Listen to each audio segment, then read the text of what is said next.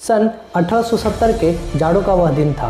Karjat station पर rail रुकते ही उसमें से एक युवक बाहर आया। वह भागते भागते स्टेशन के बाहर गया। माँ माँ के अस्पष्ट शब्द उसके मुख से निकल रहे थे। वह भागता ही जा रहा था। ठंड के मौसम में भी वह पसीना पसीना हो रहा था।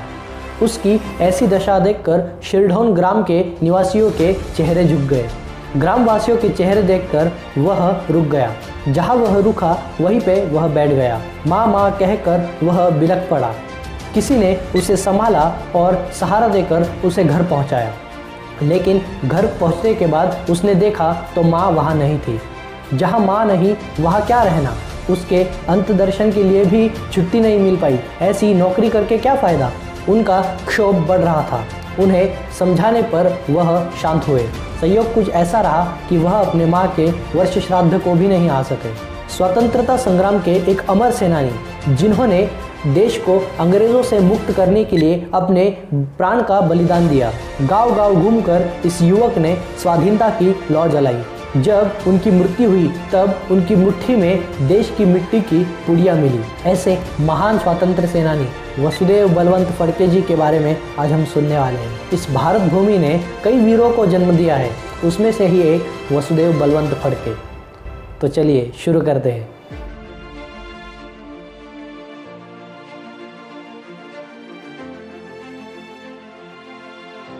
तो पहली जो उनकी क्वालिटी है वो है अत्यधिक परिश्रम से वह बीमार पड़ गए। उन्होंने छुट्टी ली और वह मुंबई के लिए निकल गए। वहाँ सायंकाल वह हर दिन समुद्र तट पर जाते, वहाँ बैठते और विचार करते। एक सायं वह ऐसे ही बैठे थे कि उनके सामने एक दिव्य पुरुष आए। श्वेत दाढ़ी वाले तथा भगवे वस्त्र पहने हुए। उनके एक हाथ में तलवार थी और एक हाथ में लाठी। वासुदेव अपने विचारों में खोए हुए थे। वह उन्हें देख चौंक पड़े। वह कुछ कहते उससे पहले ही वह दिव्य पुरुष बोल उठे, तुम शिरढोन के बलवंतराव फड़के के पुत्र हो ना। अंगारों को प्रज्वलित करना ही तुम्हारा काम है। तुम्हारे दादा दुर्गाधिपति थे, लेकिन अब ना ही दुर्ग रहे ना ही हमारी स्वतंत्रता। तुम्हें इसकी कोई चिंता नहीं। अपनी माँ के लिए तुम साल भर से रो रहे हो, लेकिन इस माँ का क्या। इसका तुम्हें कोई दर्द नहीं होता क्या। देखो वह बंधनों में पड़ी करा रही है, अपने पुत्रों को पुकार रही है। इस तलवार को लो और स्वतंत्रता के लिए, देश के अंग्रेज़ों से मुक्ति के लिए लड़ने को चलो। वासुदेव ने दोनों हाथों से उस तलवार को स्वीकार किया।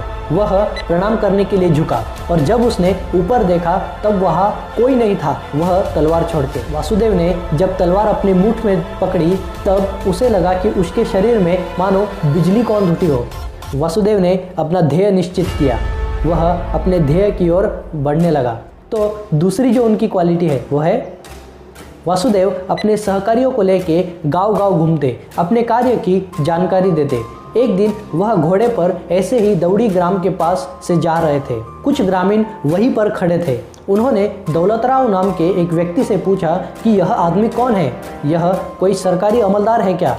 दौलतराव ने उन्हें समझाया कि यह बहुत बड़े अधिकारी है, यह हमारा दुख दर्द मिटाने आए हैं, यह हमें अंग्रेज़ों से मुक्त करने आए हैं। ग्रामीण के कुछ लोग उन्हें देखकर भागने लगे, उनसे डर रहे थे।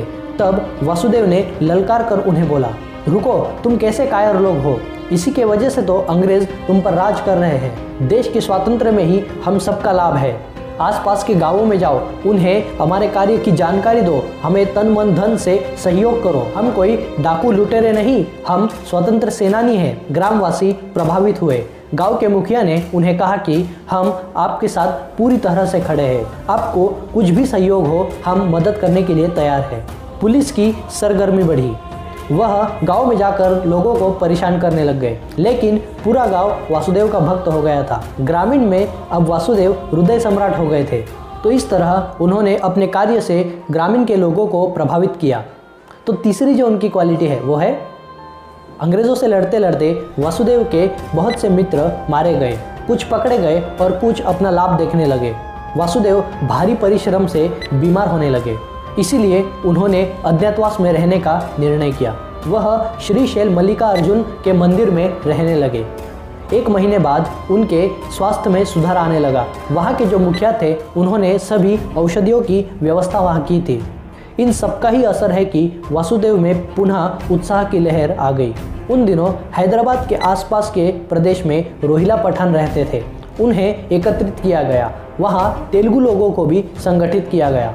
उनकी जागृति कर वहाँ अच्छी सेना तैयार हो रही थी। डैनियल जो अंग्रेजी अधिकारी था, उसकी तेज नज़रों से यह सब छिप नहीं पाया। वह वासुदेव को पकड़ता इससे पहले ही वासुदेव वहाँ से भाग गए और वह हैदराबाद पहुँच गए। फिर भी डैनियल उनका लगातार पीछा कर रहा था। परिश्रम से उनका स्वास्थ्य खराब हो रहा था। उन्हें तेज बुखार था। बरसात भी हो रही थी। देवर नावड़गी ग्राम में वासुदेव को बुद्ध विहार में सोया पाया गया। उन्हें वही पकड़ा गया। न्यायालय ने उन्हें आजीवन कारावास की सजा सुनाई। उन्होंने देशवासियों से माफ़ी मांगी कि उन्होंने जो कार्य हाथ में लिया था वह उसे पूरा नहीं कर सके। 12 अक्टूबर 1880 में हाथ पैर की श्रृंखलाएं तोड़ वह द्वार को उखाड़ फेंक वह दीवार फांद के बाहर निकल गए। प्रातः 4 बजे से दोपहर 12 बजे तक वह भागते रहे, लेकिन फिर भी उन्हें बाद में पकड़ा गया। पहले से और ज़्यादा अधिक वजनदार बेड़ियां उनके हाथ पैर में लगी। बार बार वह बीमार पड़ रहे थे। 17 फरवरी 1883 में इस वीर ने अपनी अंतिम सांस ली। मृत्यु के समय उनके हाथ में एक पुड़िया थी जिसमें भारत की मिट्टी थी। देश के प्रति उनका इतना प्रेम वंदनीय है। आज अनेकों आक्रमणों के बाद भी भारत और भारत की संस्कृति टिकी हुई है। इसका कारण ही यही है कि इस भारत में बहुत से ऐसे वीर पुरुष हैं, इन्होंने अपने जीवन का बलिदान दिया है। तो ऐसे महान स्वतंत्र सेनानी वासुदेव बलवंत फड़के को मैं वंदन करता हूं और आज का वीडियो समाप्त करता हूं। फिर मिलेंगे अगले एपिसोड में और एक देशभक्त के बारे में सुनने। तब तक के लिए भारत माता की जय।